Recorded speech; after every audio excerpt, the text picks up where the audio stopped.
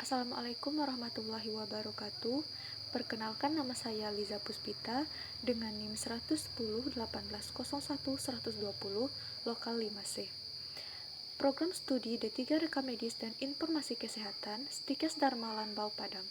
Baiklah, pada kesempatan kali ini saya akan mempresentasikan KKPMT 5 mengenai pembahasan ICD 10 pada bab 18, bab 21 dan bab 22 dengan dosen pembimbing Ibu Yulfa Yulia, Estit MKM. Baiklah, memasuki pada bab yang pertama, yaitu bab 18. Pada bab 18 ini berisikan symptoms, signs, and abnormal clinical and laboratory findings not elsewhere classified, yaitu terdapat pada R00 sampai dengan R99.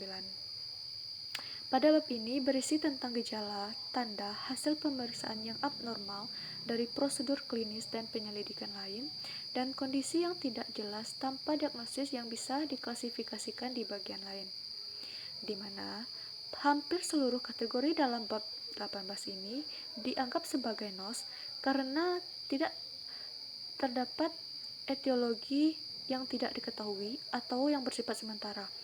Indeks alfabet harus dirujuk untuk menentukan gejala dan tanda yang dialokasikan pada bab ini ataupun pada bab lain.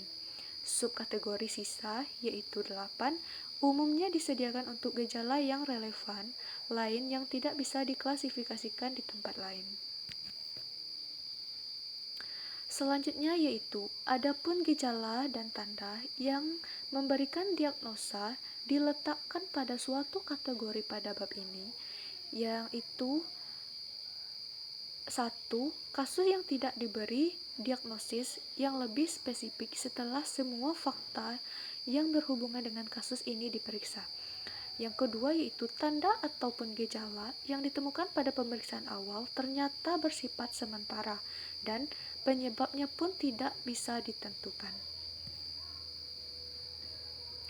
Beberapa blok yang terdapat pada bab 18 yaitu yang pertama ada R00 sampai dengan R09, di mana di dalamnya berisi tanda dan gejala pada sistem sirkulasi dan pernapasan.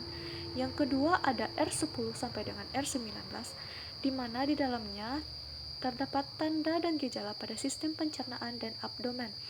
Yang ketiga, R20 sampai dengan R23 terdapat tanda dan gejala pada kulit dan jaringan subkutis. Yang selanjutnya yaitu ada R25 sampai dengan R29 berisi tentang tanda dan gejala pada sistem syaraf dan muskuloskeleton.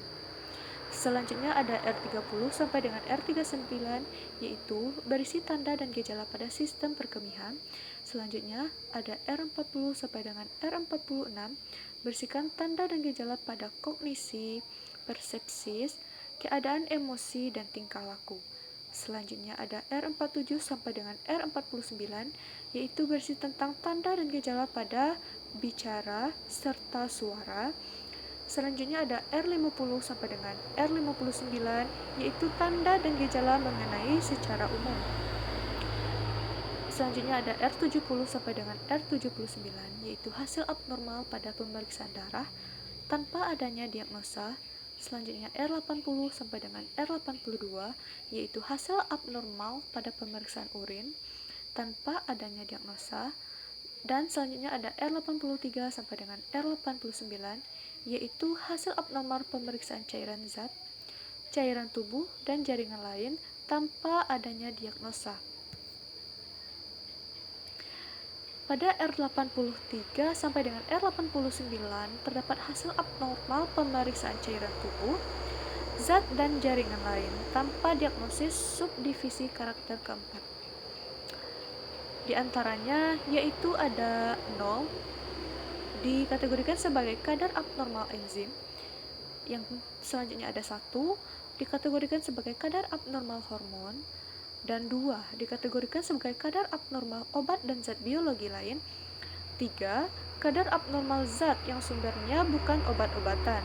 Yang keempat hasil abnormal imunologis, dan yang kelima ada hasil abnormal mikrobiologis hasil kultur positif, dan lain-lain. Selanjutnya ada blok R90 sampai dengan R94, yaitu hasil abnormal citra diagnostik dan function studies tanpa diagnosis. Yang terakhir yaitu R95 sampai dengan R99, yaitu penyebab kematian yang tidak jelas dan tidak diketahui penyebabnya. Contoh soal. Yang pertama contoh soal yaitu dysphagia.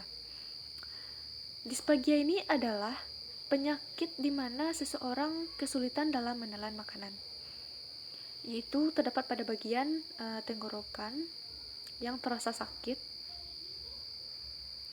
Dysphagia ini dapat kita cari litemnya di ICD 10 pada volume 3, yaitu terdapat pada halaman 241 dengan kode R13, dan untuk memastikannya kode tersebut benar atau salahnya, sebaiknya kita akan rujuk ke volume 1, yaitu dengan mengecek kodenya sama atau tidak, yaitu pada halaman 764 dengan kode R13 dysphagia volume 1. Contoh yang kedua yaitu cough. Cough ini adalah sejenis batuk di mana batuk ini dapat disebabkan oleh pengaruh luar seperti udara yang tidak bersih, polusi, terjadinya iritasi. Itu dapat mengganggu tenggorokan dan sehingga menyebabkan kita menjadi batuk. Cough ini dapat kita jadikan sebagai litemnya, yaitu kita dapat mencarinya pada volume 3 di halaman 159 dengan kode R05. Lalu kita rujuk kembali pada volume 1, yaitu pada halaman 758. Selanjutnya kita masuk kepada bab 21. Pada bab 21 ini kita membahas faktor-faktor yang mempengaruhi status kesehatan dan kontak dengan pelayanan kesehatan, yaitu terdapat pada Z00 sampai dengan Z99. Pada bab 21 ini terdapat larangan yang tidak boleh kita gunakan, yaitu jangan digunakan untuk perbandingan internasional atau untuk pengkodean mortalitas primer. Selanjutnya yaitu kategori Z00 sampai dengan Z99 disediakan untuk saat-saat ketika keadaan selain penyakit cedera atau penyebab eksternal yang bisa diklasifikasikan pada kategori A00 sampai dengan Y89 yang tercatat sebagai diagnosis ataupun sebagai masalah. Beberapa blok pada bab 21 yaitu yang pertama ada blok Z00 sampai dengan Z13 di mana berisikan orang-orang yang mendatangi SPK untuk pemeriksaan dan penyelidikan. Yang kedua ada Z20 sampai dengan Z29 di mana orang-orang dengan potensi ancaman kesehatan sehubungan dengan penyakit menular, dan yang ketiga ada Z30 sampai dengan Z39 di mana orang-orang yang mendatangi SPK sehubungan dengan reproduksi. Yang keempat, adanya Z40 sampai dengan Z54 mengenai orang-orang yang mendatangi SPK untuk prosedur dan asuhan kesehatan spesifik. Yang selanjutnya, Z55 sampai dengan Z65 yaitu orang-orang dengan potensi ancaman kesehatan sehubungan dengan sosioekonomik dan psikososial. Selanjutnya ada Z70 sampai dengan Z76 yaitu orang-orang yang mendatangi SPK sehubungan dengan hal-hal lainnya. Dan yang terakhir yaitu Z80 sampai dengan Z99 yaitu orang-orang dengan potensi ancaman kesehatan sehubungan dengan riwayat keluarga dan pribadi serta kondisi tertentu yang dapat mempengaruhi status kesehatannya. Baiklah, contoh soal yang dapat saya berikan yaitu pada bab 21, yang pertama ada dental examination. Dental examination ini adalah pemeriksaan yang digunakan kepada gigi atau untuk gigi. Di mana examination ini adalah litem yang harus kita cari untuk mendapatkan kode pada volume 3 dengan turunannya yaitu dental dengan kode Z01.2 pada halaman 264. Untuk memastikan kembali apakah kode tersebut benar atau salah, yaitu kita rujukan kembali pada volume 1 dengan Z01.2 yaitu dental examination pada halaman 981. Yang kedua ada pregnancy confirmed. Seperti yang telah kita pelajari, pregnancy berarti kehamilan dan confirmed berarti terkonfirmasi. Berarti kehamilan yang dikonfirmasikan. Untuk mencari kode pada penyakit ini, kita bisa mencari lead time-nya pada pregnancy.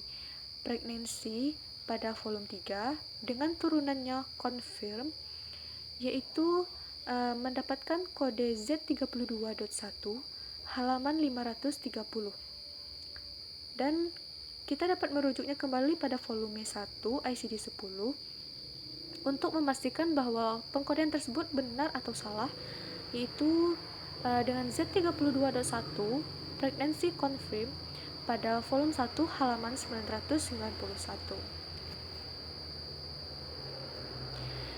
Baik, kita masuk ke bab yang terakhir, yaitu bab 22, yaitu codes for special purpose. Menurut judulnya saja kita sudah mengetahui bahwa bab ini adalah bab yang kodenya spesial, karena pada bab ini sangat sedikit bloknya, dimana banyak penyakit yang masuk pada bab ini hanyalah penyakit-penyakit baru yang ditemukan.